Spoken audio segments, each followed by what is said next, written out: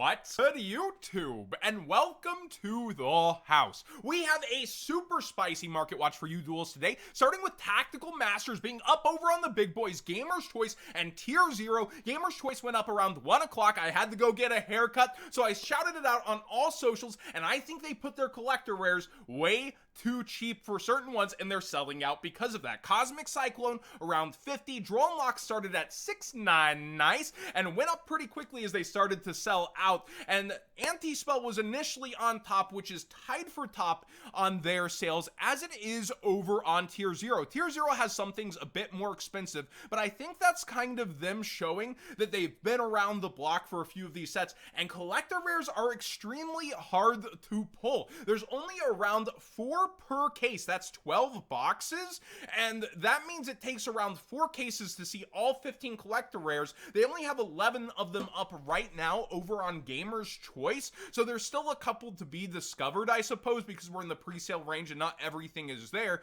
But with Drone Lock, people are going to want full playsets like they will with Anti-Spell Fragrance. Both are format dependent, and Droll does have an ultimate rare looming above it, but I still think it's probably $120-ish card. While I'm not a financial advisor, I don't know the future of prices. In my mind, it would be the one atop the set because there's a lot of ban list fears around Anti-Spell, and while it might not be in the next one due to this rarity upgrade, it's in the back of a lot of people's heads that, oh, you just had to take care of Imperial Order. Oh, you're seeing this in feature matches. Konami has to know. Maybe it's that upgrade like Thunder Dragon Colossus where they're going to hit it in the future. Definitely, that ends up playing into people's heads over time, where Droll and Lockbird is more of a check and balance, even as a turn-long lingering floodgate that kind of shows an unhealthy format, and that's where it introduces itself back in. But my thoughts are, especially with the top end here, that's what the pre-sellers at Gamer's Choice kind of underestimated just a hair. Cosmic Cyclone at $50 also seemed a bit cheap, even though these two have ultimate rares hanging over them. Those ultimate rares have really proved themselves into the market, where I probably would have priced Cosmic around 70-ish. Droll and Lock, again, I would have, as a shop owner, probably tried to start it at 120, but these guys are doing their chopped up estimated value pulled, zero greed, not trying to like move the needle that way and do their best to guess, and that's why I love them. They don't work with greed. They try to really price out the set and go with what they think. So that longer in the game for pre-sales, Tier 0 has Anti-Spell near 100. I think it'll be an $80 card personally. Droll and Lockbird around 96. Again, it sold out that fast over on Gamer's Choice. Cosmic Cyclone I think would be closer to 75, and Traptrix towards 70, which is about where it is with code What's Good 5 for 5% off and to support the channel directly, but it is cheaper over on Gamer's Choice for now and hasn't sold out quite yet at around that $50 mark. Also, the Trap Mommy stuff being collector rare here, where it's not in the OCG, that might play into the game long term, where you had the Pendulum Cake Mommy Starlight rare just get bought out, most likely from OCG speculation, because OCG Twitter founder went wild with her and then suddenly it spiked up in price. Very interesting that we have a rarity of a very loved card that's also super hyper over on their, Twitter.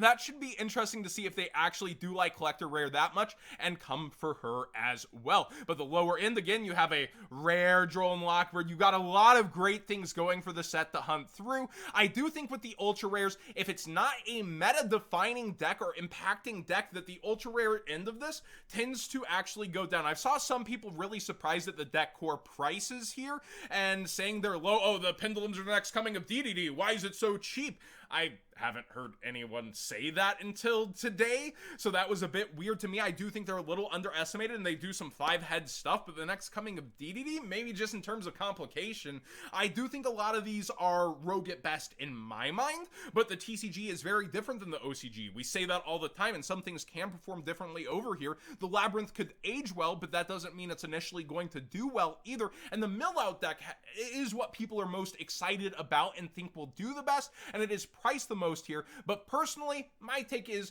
that I think I would be waiting on it a couple of weeks and see the competition ramp up, and a lot of people go towards those collector rares, which usually means those go down unless they have an initial takeover. The adventure package did that. Even remember the Punk engine being underestimated, coming down in price and then spiking up a lot. $7 Foxy Tunes, was it?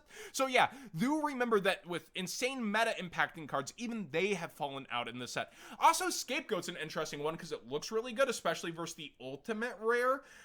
The ulti sat at 30 for a while before it ended up spiking, and this one looks very good, but Edison's kind of taken over the past format throne for now, but Goat Boomers do tend to play a lot of money into the market, and Scapegoat's something that could get targeted over time, so that is also one to watch on my list. What do you guys think of the Tactical Master pre-sales? Are you going to be avoiding the Ultras early, or are you saying, no, John, you're wrong, these decks, that's it, they're so underestimated, they're gonna spike, you'll see? Let me know what you think in the comment section down below, but I do think I would approach the collector rares that I think would go up within this and kind of avoid the ultras early, but again, not a financial advisor. I don't know the future of the cards, and sometimes there are surprises even for a guy who sat around here and watched as long as he has. But yeah, to the point, stuff like even a super failed set can produce triple digit, collector rare stuff, and that's where you have to think, how hard is it to get that specific collector rare over time? Traptrix got a structure deck announced, and with that, Traptrix Rafflesia Ultimate Rare has gone up in price and slowly out of quantities. Remember, it only does have 2 secrets. I would imagine Rafflesia would be in a structure deck around Traptrix, but yeah, not a ton of options if you're looking for Rafflesia herself right now in a holographic form. So the first Ed OGs might be the next thing I would get on a budget if you just want shiny Traptrix. And also the Starlight Rare is starting to move just a bit with that announcement, starting to head on back up in price. Dracoslayers did a little something over in the OCG. Jackie excited, she does love that deck, along with Pendulum Magicians, and with that, Boombuku best boy, he can't search Kieran, doesn't matter anymore. He's going up in price. Only has those 2 printings, and yeah, people seem to really be on this deck in the market today from that result. We see Ignister, also the ultimate rare, kind of starting to get a little extra traction, and not the most of the ultra rare in the world, because then you're stuck with achoo people being allergic to gold rares, and then you have a rare. Oh no, not a rare. This definitely just should have been better than a rare, but who am I to judge overall? Odd Eyes, Revolution Dragon, secret rares also are starting to spike up on the market that was played in the deck, and you see here it's just starting to head up and get a pretty decent amount of sales rates the past 2 days from that. A very decent amount. Also, we did see Galaxy Photon get some stuff. I kind of thought it was bonkers, but I don't actually lab the deck. Reading all this stuff where it can be foolish and come back out and have big attack, maybe that's not enough in modern Yu-Gi-Oh! But a couple things did move from that. We see number 62 Ultimate because we have C number 62, which can just rank up by using it. It's going up in price, down in quantities a bit.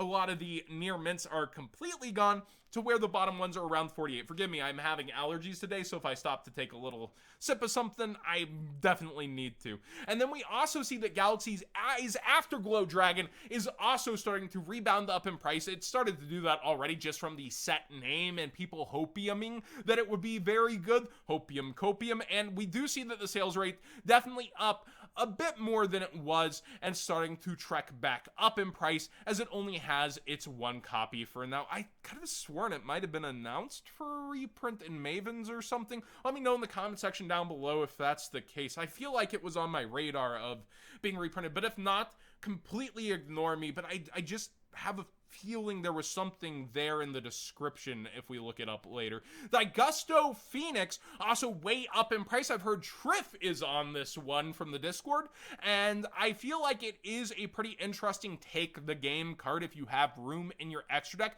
People were already talking about it before the format ever began, so being able to steal games through attacking, very important, and you do run Cat Shark in a lot of the decks already, so they go hand in hand for the old school combo. Oh, and I was just looking around at more Photon stuff. Also, a little bit of merch at Watch. Sometimes things sell out, like the Yu-Gi-Oh! Dad hat that have been over here, which is why I keep doing it. And I think you'll find this one really cool from the Kaiba Corp store. This is the official one from Japan. Do learn forwarding services if you're interested in getting things from these instead of the bloated secondary market when they sell out. This is a handcrafted tile of the actual scene that is so important in the anime. We had this in the background the other night. My wife made a joke of, why isn't anyone going to talk about Yugi's dual personality?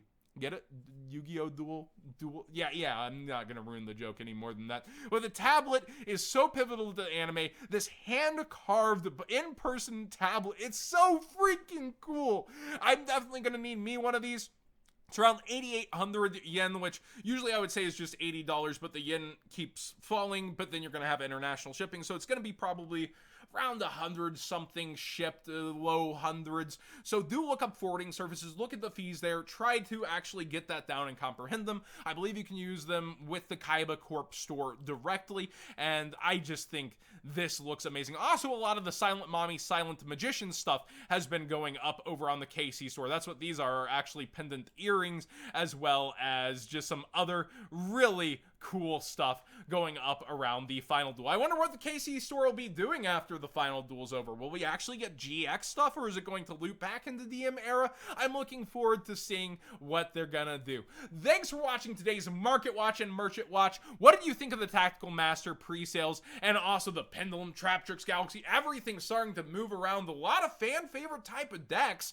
I feel like, again, I personally wait on the stuff like the ultra rares typically if I have any interest in a deck inside of here, but I could be underestimating something in here, and I don't want to do that, but I do feel like Rogue at best is how a lot of this is going to initially turn out. But long term, I do agree with potential there, but with long-term potential, usually you have a better chance at prices. Thanks for watching. Please subscribe if you haven't already. Give this video a thumbs up if you enjoyed the conversation. And I have a couple discussion videos I want to do now that I'm back on the actually fixed computer. So long as we're not facing issues, I'm going to get back to some discussions between market watches, not less market watches. We'll still be keeping doing as many of those as needed because prices are crazy out here.